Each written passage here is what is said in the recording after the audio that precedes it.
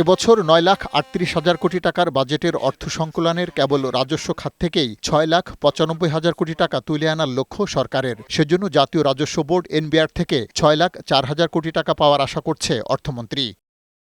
বাজেটে সামগ্রিক ঘাটতি থাকবে ২,৪৩,০০০ কোটি টাকা। এই ঘাটতি পূরণে বৈদেশিক ঋণ থেকে ১,০৯,৮৫০ কোটি টাকা এবং অভ্যন্তরীণ বিভিন্ন উৎস থেকে ১,২৭,০০০ কোটি টাকা নেওয়ার পরিকল্পনা আছে।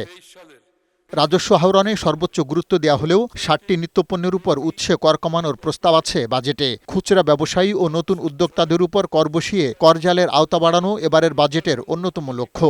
প্রস্তাবিত বাজেটে কর ভিত্তি সম্প্রসারণ, কর ফাঁকি রোধ, কর অব্যাহতি ধীরে ধীরে হ্রাস করা এবং রাজস্ব ব্যবস্থায় এন্ড টু এন্ড অটোমেশনের মাধ্যমে কর প্রদান পদ্ধতি সহজীকরণ, ব্যবসা বান্ধব নীতি সংস্কারের রূপরেখা গ্রহণ করেছে। বাজেটে ব্যক্তিকরের আওতায় ৩,৭৫,০০০ টাকা এবং নারী করদাতা ও ৬৫ বছরের বেশি বয়সী মানুষের জন্য ৪,২৫,০০০ টাকা পর্যন্ত আয়ে কর মওকুফ করা হয়েছে। পার্থ রহমান, বৈশাখী সংবাদ, ঢাকা।